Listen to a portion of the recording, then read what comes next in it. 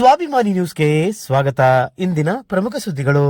ಸಾಗರ ಶಾಸಕರಾದ ಗೋಪಾಲಕೃಷ್ಣ ಬೇಳೂರವರ ಬಗ್ಗೆ ಇಲ್ಲಸಲ್ಲದ ಹೇಳಿಕೆ ನೀಡುತ್ತಿರುವ ಮಾಜಿ ಶಾಸಕ ಹರತಾಳು ಹಾಲಪ್ಪ ಹಾಗೂ ಮಲ್ಲಿಕಾರ್ಜುನ ಹಕ್ರೆ ಹೇಳಿಕೆಗೆ ಸಾಗರ ತಾಲೂಕು ಕಾಂಗ್ರೆಸ್ ಘಟಕದ ಅಧ್ಯಕ್ಷ ಚಂದ್ರಪ್ಪ ಕಲ್ಸೆ, ನಗರ ಕಾಂಗ್ರೆಸ್ ಘಟಕದ ಅಧ್ಯಕ್ಷ ಸುರೇಶ್ ಬಾಬು ಪತ್ರಿಕಾಗೋಷ್ಠಿ ಮೂಲಕ ತೀವ್ರ ವಾಗ್ದಾಳಿ ನಡೆಸಿದರು.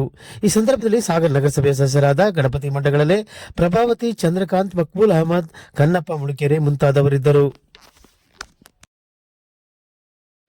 ಲೀಡ್ರಿಗೂ ಒಂದೇ ಥರ ಟ್ರೀಟ್ಮೆಂಟು. ಜನಸಾಮಾನ್ಯ ನಾಗರಿಕ ಬಂದರೂ ಕೂಡ ಭಾಳ ಗೌರವದಿಂದ ಪ್ರೀತಿಯಿಂದ ಮಾತಾಡಿಸಿ ಅವರ ಕೆಲಸ ಕಾರ್ಯಗಳನ್ನು ಮಾಡಿಕಳಿಸುವಂಥ ಸ್ವಭಾವ ಹೊಂದಿದ್ದಾರೆ. ಮತ್ತು ಅವರ ಏಳಿಗೆಯನ್ನು ಸಹಿಸಲಾರದೆ BJPಯ ಈ ಹಾಲಪ್ಪ ಪಟಾಲಂ ಏನಿದೆ ಅನೇಕ ಹೇಳಿಕೆಗಳನ್ನು ಕೊಟ್ಟಿದ್ದಾರೆ. ಮರಣದಂಧೆ ವಿಚಾರದಲ್ಲಿ ಇಟ್ಟುಕೊಂಡಿದ್ದಾರೆ.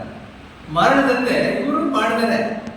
ಕಳೆದ 5 ವರ್ಷ ಶಾಸಕರಾದಾಗ ಇವರ ಪಟಾಲಂ ಏನು ಮೊನ್ನೆ ಪ್ರೆಸ್ ಮೀಟ್ ಮಾಡಿರಲಿಲ್ಲ. ಅವ್ರ ಸುತ್ತಮುತ್ತ ಇರೋ ಪಟಾಲಮ್ಮು ನಮ್ಮ ಪಕ್ಷದವರಿಗೆ ಏನು ಪುಡಾರಿ ಅಂತಲ್ಲ, ಅವ್ರ ಸುತ್ತ ನಿಂತರು ಪುಡಾರಿಗಳೇ. ಆ ಪುಡಾರಿಗಳೇ ಮಳದಿಂದ ಮಾಡಿದರು. ನೀವು ಮಾಧ್ಯಮ ನೋಡಿರ್ಬೋದು. ಇವತ್ತು ಬೇಕಾದ್ರೆ ನಾವು ನೀವು ಇದು ಮಾಡಿಬಿಡೋಣ, ಅವಲೋಕನ ಮಾಡಿಕೊಳ್ಳೋಣ. ನಮ್ಮ ಪಕ್ಷದ ಮಳಲಾರಿಗಳು ಎಷ್ಟಿದ್ದವು, BJPಯವರ ಅವರ ಪಟಾಲ ಮಳಲಾರಿ ಎಷ್ಟಿದ್ದವು. ನಮ್ಮವ್ರು ಮಾಡ್ತಾ ಇದ್ರು ಬರಲಿಕ್ಕೆ ಹೆಚ್ಚು ಬಳಕೆಯವರು ಮಳದಂತೆ ಅವರೇ. ಮತ್ತು ಮಳದಂತೆಗೂ ನಮ್ಮ ಶಾಸಕರಿಗೂ ಸಂಬಂಧ ಇಲ್ಲ. ಅದು ಸರ್ಕಾರ ಇದೆ, ಪೊಲೀಸ್ ಇದೆ, DC ಇದೆ, ತಹಶೀಲ್ದಾರ್ ಇದ್ದಾರೆ, ಅವ್ರ ಕೆಲಸ. ಎಲ್ಲ ಕಡೆ MSL ರಿಟೇಲ್ ಶಾಪ್ಗಳು, ಹೊಸ ಬಾರ್ಗಳು, ವೈನ್ ಶಾಪ್ಗಳು ಆಗಿದೆ. ನಮ್ಮನ್ನು ಗೆಲ್ಲಿಸಿದ್ರೆ ನಾವು ಒಂದೇ ಒಂದು ಎಣ್ಣೆ ಬಾರ್ಗಳಿಗಾಗಲಿ MSL ಕೊಡೋದಿಲ್ಲ ಅಂತ ಅವತ್ತು ನಮ್ಮ ಚುನಾವಣಾ ಸಂದರ್ಭದಲ್ಲಿ ನಮ್ಮ ಶಾಸಕರು ಅವತ್ತು ಜನಕ್ಕೆ ನಾನು ಪ್ರಾಮಿಸ್ ಮಾಡಿ ಕಳೆದ 2 ವರ್ಷ ಆಗ್ತಾ ಬಂದೀಗ. ಹತ್ರ 2 ವರ್ಷ ಕಾಲಾವಧಿಯಲ್ಲಿ ಯಾವುದೇ ಒಂದು ವೈನ್ ಸ್ಟೋರು, ಬಾರು ಯಾವುದೂ ಸಹ ನಮ್ಮ ಶಾಸಕರು ಯಾರಿಗೂ ಅನುಮತಿ ನೀಡಿಲ್ಲ. ಇದು ಫಸ್ಟ್ ಪಾಯಿಂಟ್. ಗ್ರಾಮಾಂತರ ಪ್ರದೇಶದಲ್ಲಿ ತುಂಬ ಸೆಕೆಂಡ್ಸ್ ಹೋಗ್ತಿದೆ ಅಥವಾ ಎಣ್ಣೆ ವ್ಯಾಪಾರ ಆಗ್ತಿದೆ ಅಂದರೆ ಅವರ ಅವಧಿಯಲ್ಲಿ ಆದಂಥ ಬಾರ್ಗಳಿಂದನೇ ಹೋಗ್ಬಿಟ್ರೆ ನಮ್ಮ ಅವಧಿಯಲ್ಲಿ ಯಾವುದೋ ಬಾರ್ ವೈನ್ ಸ್ಟೋರ್ ಇಲ್ಲಲ್ಲ. ಆ ಥರ ಸುಮ್ಮನೆ ಅಲಿಗೇಷನ್ ಮಾಡೋದು ನಾವು ಖಂಡಿಸ್ತೀವಿ ಅಷ್ಟೇ. ಮತ್ತು ಮರಳು ವಿಚಾರ ಮಾತಾಡಿದ್ದಾರೆ. ಅವರೇನು ನಮಗೆ ಅನ್ಯಾಯ ಆಗ್ತಿದೆ, ಅವರ ಜೊತೆಗಿದ್ದವ್ರು ಮಾತ್ರ ಅನ್ನೋದಕ್ಕೆ ನನ್ನ ಮಾತಿನ ಅರ್ಥ ಏನಂದರೆ, ಅವರು ಯಾರೋ ಬೆಂಬಲಿಗೆ ತೊಂದರೆ ಆಗುತ್ತೆ ಅನ್ನೋದಕ್ಕೋಸ್ಕರ ಪತ್ರಿಕಾಗೋಷ್ಠಿ ಮೂಲಕ ಖಂಡಿಸ್ದಂಗೆ ಕಾಣ್ತಾರೆ. ನಮ್ದು ಇಷ್ಟೇ ಮನೆಗೆ ನಮ್ಮ ಪಕ್ಷದ ಪರವಾಗಿ ಇವತ್ತು ಮನೆ ಕಟ್ಟುವಂಥವ್ರು ಮಾಧ್ಯಮ ಮಿತ್ರರು ನೋಡ್ಬೋದು. ಯಾರು ಜನಸಾಮಾನ್ಯರು ಮನೆ ಕಟ್ತಾರೆ. ಆ ಮನೆ ಕಟ್ಟೋನಿಗೆ ಜಾತಿ ಇಲ್ಲ, ಪಕ್ಷ ಇಲ್ಲ, ಯಾವ ಕಾಂಗ್ರೆಸ್ಸು BJP ಅನ್ನೋದಿಲ್ಲ. ಅವ್ನಿಗೆ ಮರಳು ಮಾತ್ರ ಬೇಕು. ಈ ಮರಳು ವ್ಯವಹಾರಗಳು ಅನಾದಿ ಕಾಲದಲ್ಲಿ ಹಿಡ್ಕೊಂಬಂದಿರೋದು. ಆ ಸಂಬಂಧಪಟ್ಟಿದ್ದ ಅಕ್ರಮ ಆಗಿದ್ದರೆ ಕಾನೂನು ವಿರುದ್ಧ ಇತ್ತು ಅಂದರೆ ಆ ಕಾಲದಲ್ಲಿರುವಂಥ ತಹಸೀಲ್ದಾರರು ಮತ್ತು DCಗಳೇ ಕಂಟ್ರೋಲ್ ಮಾಡ್ತಾರೆ.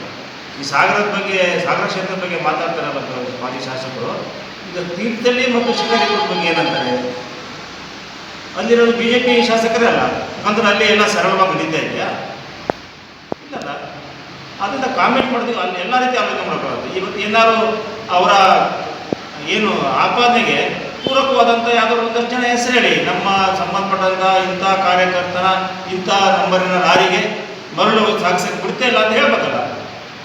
ಸುಮ್ಮನೆ ಅವ್ರ ಜೊತೆಗಿರೋದು ನಮ್ಮ ಜೊತೆಗೆ ತೊಂದರೆ ಕೊಡ್ತಾರೆ, ಬೇರೆಯವ್ರು ಹೊಡೆಯುತ್ತಾರೆ ಅಂತ ಹೇಳೋದ್ರಿಂದ ಅವರ ಪಕ್ಷದ ಯಾಕೆ ತೊಂದರೆ ಆಗಿದೆ ಹೇಳಿ. ಯಾಕಂದ್ರೆ ಈ ಅಕ್ರಮ ಮರಳು ಸಾಗಣೆ ಮಾಡ್ತಾರೋ, ಸಕ್ರಮ ಮಾಡ್ತಾರೋ, ಎಲ್ಲ ಲಾರಿ ಮಾಲೀಕರದು ಅವ್ರದ್ದೇ ಆದ ಸಂಘಟನೆ ಇದೆ. ಆ ಸಂಘಟನೆಯಲ್ಲಿ BJP ಸಂಘಟನೆ, ಕಾಂಗ್ರೆಸ್ ಸಂಘಟನೆ ಅಂತಿಲ್ಲ. ಮರಳು ಸಪ್ಲೈ ಮಾಡೋರ್ದು ಸಂಘಟನೆ ಇದೆ. ಅವ್ರು ಬಂದು ಮಾಡಲಿ, ಪ್ರೆಸ್ಮೀಟ್ ಮಾಡಿ ಹೇಳಿ ನಮ್ಮ ಸಂಘಟನೆಯಲ್ಲಿ ಇಂಥವ್ರಿಗೆ ಬಿಡಲ್ಲ, ಇಂಥವ್ರಿಗೆ ಬಿಡ್ತಾರೆ ಅಂತ. ಇಲ್ಲ BJP ಹೇಳಿ ನಮ್ಮ ಪಕ್ಷದ ಇಂಥ ಲಾರಿ ಬಿಡ್ತಿಲ್ಲ ಅಂತ ಹೇಳಿ. ಅದೇನೂ ಮಾಡ್ತೇವೆ. ಸುಮ್ಮನೆ ಶಾಸಕರ ಮೇಲೆ ಕೆಲಸ ಮಾಡಿಬಿಡಿ. ಏನಾದ್ರು ಅಂಥ ಸಮಸ್ಯೆ ಇದೆ ನೇರವಾಗಿ ಹೇಳ್ರಿ. ಅದು ನಮ್ಮ ಪಕ್ಷನ ಮುಂದಿಟ್ಟು, ನಮ್ಮ ಪಕ್ಷದ ಮುಖಂಡರು ಸಾಲ್ವ್ ಮಾಡಿಕೊಡ್ತೀವಿ. ಯಾಕಂದ್ರೆ ಇವತ್ತು ಜನಸಾಮಾನ್ಯ ತೊಂದರೆ ಆಗಬಾರ್ದು. ಮರಳಿನ ವ್ಯವಹಾರದಲ್ಲಿ ಮನೆ ಕಟ್ಟೋದು ಮರಳು ಬೇಕೇ ಬೇಕು. ಸುಮ್ಮನೆ ಸಿಮೆಂಟ್ ಇಟ್ಕೊಂಡು ಮಾಡೋಕ್ಕಾಗಲ್ಲ. ಜನಸಾಮಾನ್ಯರಿಗೆ ಅನ್ಯಾಯ ಆಗುವಂಥ ಕೆಲಸ ಮಾಡೋದು ಬೇಡ. ನಾವು ಎಲ್ಲರೂ ಸೇರಿ ಸಾಗರ ತಾಲೂಕು ಪಟ್ಟಣ ನಮ್ಮ ಶಾಸಕರು ಅದರೊಳಗೆ ಶುದ್ಧ ಹಚ್ತಾ ಇದ್ದೇನೆ. ಮತ್ತು ಈ ಏನೋ ಹಣಕಾಸಿನ ವ್ಯವಹಾರದ ಬಗ್ಗೆ ಏನೋ ಆಪಾದನೆ ಮಾಡ್ತಾರಲ್ಲ, ಇದ್ರ ಬಗ್ಗೆ ಎಲ್ಲ ಧರ್ಮಸ್ಥಳ ಹೋಗಿ ಬಂದಿದ್ದೀರಿ. ಇನ್ನಾರು ಒಳ್ಳೆ ಬುದ್ಧಿ ಬರಲಿ, ಆ ಥರದ್ದೆಲ್ಲ ಮಾಡಬೇಡಿ ನೀವು.